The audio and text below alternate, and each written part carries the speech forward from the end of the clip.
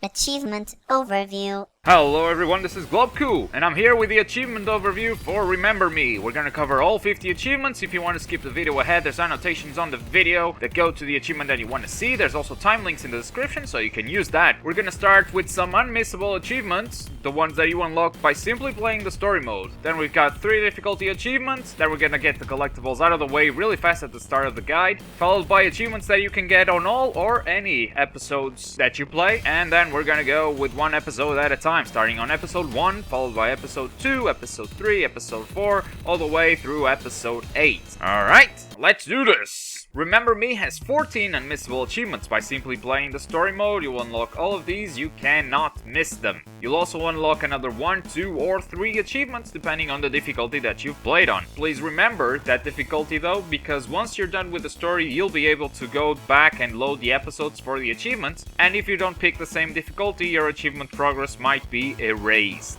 Let's get the collectibles out of the way. Some of you know me, I don't do collectibles guides simply because this game came out in America 5 days before it came out in Europe. So there's tons of good videos out there and there's no point in me making one. So I'll give you an annotation to a playlist that shows you all of the collectibles on each episode, so you'll farm these 4 achievements at the same time. Good hunting! Now for some achievements that don't really require a specific episode, you can track all of these on the extras and then achievements menu. It will show you the completion rate of all the achievements so you can have an idea of how far you are from completion. Let's start with 400, beat 400 enemies. Very straightforward. Loading episodes after finishing the game keeps the body count going, so I'd say worry about the other achievements because this one will pop eventually in time. Serve the Servant. Not sure if this is missable. I got mine on episode 7. Was not going for it, simply unlocked it because I had killed enough robots. Episode 7 has some robots at the start though, so if you need farming, that would be a good place. The Fallen can be farmed from episode 3 onwards, so once you reach episode 3,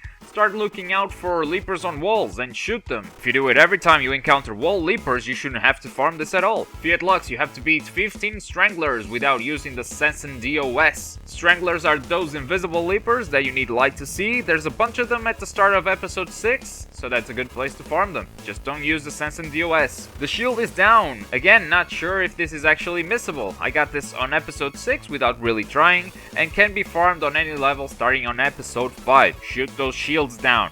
I Do Like Spam and Machines Do It Better have somehow similar strategies. On both achievements you want to beat an enforcer until he shows the overload icon above his head, meaning he's low on health and can be finished off. For I Do Like Spam, finish him off with the spammer, and you can start doing this on episode 3. For Machines Do It Better, finish them by possessing the robots around them with the Sense and RIP. A good place to farm the second achievement is on episode 7. It has 2 moments with robots and humans to fight, one of which is right at the start of the level. Can't touch this, can be farmed from episode 6 when you get the camo Sensen. The elite enforcers are those that damage you when you touch them, so killing them like this is actually pretty handy. Use that on 5 elite enforcers on episode 6 and 7 and you'll get this pretty easily. For 8-hit wonder, let's go with a combo maker machine, and we're looking at the bottom combo because that's the only one with 8 hits. We don't want to have any power presence there, because we want our enemies alive for the longest time possible. So we're going with a cooldown combo, because that's actually going to be useful for other achievements in the future. And perform this combo 40 times. Get used to dodging while keeping the combo by hitting the dodge key without pointing in any direction, and eventually you'll get this. Now for God as a DJ and Unbelievable Truth, this simply require you to interact with memories in a different way. We're gonna cover these achievements as we're going through the memory remixes one by one, so look for these achievements in the time links to skip the video ahead to each remix. Make sure you don't actually finish the memory until you've got all the interactions and all the bugs. The first memory remix is right now on episode 1. In this remix you want to mess with the memory flux, and that's the bug in this memory, because you're gonna kill the person that you're altering the memory from. For You Talking to Me, release is Anesthetic Mask and the strap. You'll talk to her, you'll get the achievement. As for the rest of the interactions, you have the capsules, the trolley, and the ping machine for that God is a DJ.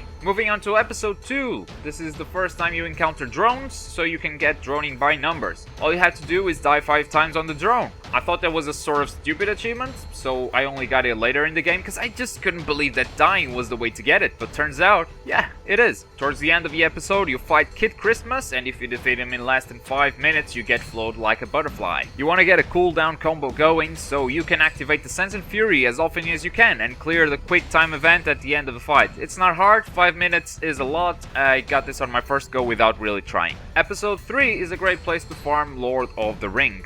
You've got two really great locations for this. The first one is on the rooftops where you'll encounter a ton of Leapers and the Skinner, and then when you're protecting the Leaking Brain. Speaking of which, for Queen of the Hill, you need to survive the entire assault without using power or regen presets. If you've got that cooldown combo that I told you about for 8-hit wonder, then there's no risk of you using any power or regen presets if all you do is kick. Defeat the first two guys using the Sense and Fury, then defeat everyone by making them fall off the platform. And that way you'll farm Lord of the Ring, and you'll also get Queen of the Hill. Later in that level, you'll encounter your first Zorn. Defeat him in less than 2 minutes to get out of the threat Zorn. We're obviously playing on easy difficulty here. Use small shots of the spammer, not the big cannon shots, till one of his arms fall off. Then use the Sense and DOS to stun the Zorn and kill his second arm. After that, dodge the first ball of fire attack and use the big cannon on the spammer. Then do the quick time event, it's just kick, punch, kick. And if you think you're not gonna make it in time, you can reload the checkpoint. So it helps to have a timer by your side so you have an idea of what time you're making. This one is not as easy as Kid Christmas in under 5 minutes, but it's still not that hard. We move on to episode 4, where I finally unlocked my last type of present. If you put all the types of present into a combo and execute it 5 times, you'll get mix them all. Towards the end of the level, you've got a boss fight against Madame. On phase 2, she'll start spawning clones. The first time she does it, your Sense and DOS will be on cooldown, so you're just not gonna do anything. You're gonna let that clone phase end by itself, so just wait. Then it's time to pull out that cooldown combo again, so every time she goes into clone mode, you have your Sense and DOS ready. Use your Sense and DOS to reveal the real Madame, and you'll make it without hitting any clones, getting the wheat and the chaff. Then at the end of episode 4, you have a memory remix to work on. For Trigger Unhappy, you'll want to knock over the bottle and move the table so he doesn't bang his head, and that's it, really. He's gonna point the gun and he's not gonna shoot the wife. There are 2 memory bugs you want to trigger here for the unbelievable truth. The first one, you just have to tip over the bottle and it will make him trip and bang his head on the table. And the other one is kinda hard to see. When Frank is throwing the gun on the table at the start of the memory, you can remove the safety, so the gun kills him as soon as it lands. It's a very small window though, so watch out for that. As for the other interactions, for God is a DJ, mess with the trophy at the start and then the suitcase, GPS, and finally tip over the cigarette. And you're done. That's it.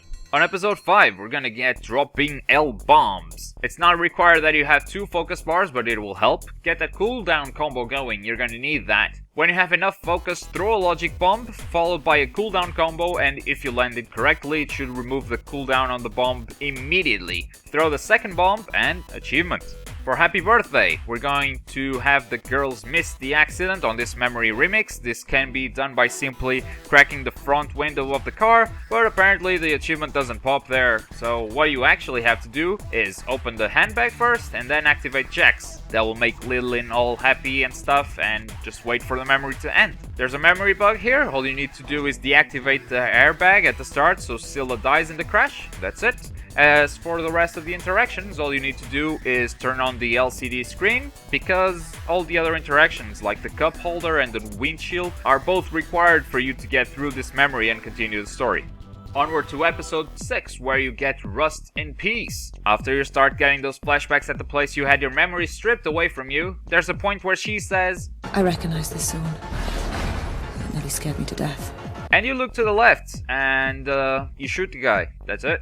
The You Missed Me achievement can be obtained a lot earlier than this, but I like this location because it doesn't have leapers to bother you. Just run around and dodge the Skinner's charge. There are 2 Skinners, but only one of them counts, so you'll end up dodging 10 charges probably. 5 from each guy. It has to be 5 dodges in a row, so make sure you don't get hit, otherwise you have to start dodging all over again. Episode 7 is when I finally unlocked 17 presents. No idea if you can do it earlier than this, you probably can. Just equip them all on your combos and you get I Know Kung Fu. We're gonna get Leader of the Pack and Fuzzy Logic in the same fight.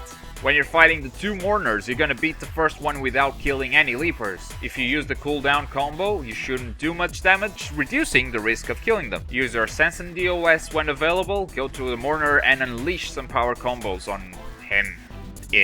I don't know. Do the quick time event and that should get you the leader of the pack. Now, for the second one, we're gonna get Fuzzy Logic. You have to build 2 focus bars for this. If you don't have 2 focus bars, clear the story mode and come back to this later, because your stats remain the same. Use your cooldown combo to get that sense on DOS back online. When you have enough leapers close enough, stun them using your sense on DOS and put a logic bomb in the middle. If you catch 5 or more guys with that, you get the achievement. If you missed any of these achievements, you can reload the checkpoint and try again. We have reached the final episode of the game. In the finally memory remix, we're gonna remix the remix, because that's all you can do here really. Then when you're at the car, we're going to get power off first. You want to retract the cup holder, then you want to crack the windshield, and that will make Jack short circuit. Do not fix him, and power off is yours. For the memory bug, we have to kill Nilin, so what we're gonna do is remove the cup holder again, remove Nilin's safety belt, crack the windshield so Jack short circuits, then repair him, and when he gets up, short circuit the electric socket. That will cause a crash, and that will kill Nilin, and that should get you the unbelievable truth. You've almost got all of the interactions in this memory remix as well. All you're missing is the LCD screen. Once you do that, you'll also get God is a DJ. And the last achievement we're going for is Fury Lover. This is achievable on episode 2, fighting against Kid Christmas, but it is much easier fighting the final boss, the H3O. The fight has 3 phases. At the end of each phase, Nilin will activate the Sense and Fury on her own. On the first 2 phases, she'll go up to a 10 times combo, but at the end of the last phase, you'll be able to go up to a 32 times or something like that. So just keep pressing punch or kick and you'll get Fury Lover. Don't let that combo drop. And that's it. Thank you very much for watching this achievement overview. If you liked it, a thumbs up is always appreciated. Subscribe for more videos like this. I've been Globku here with the achievement overview for Remember Me. Thank you very much for watching and I'll see you guys next time. Goodbye.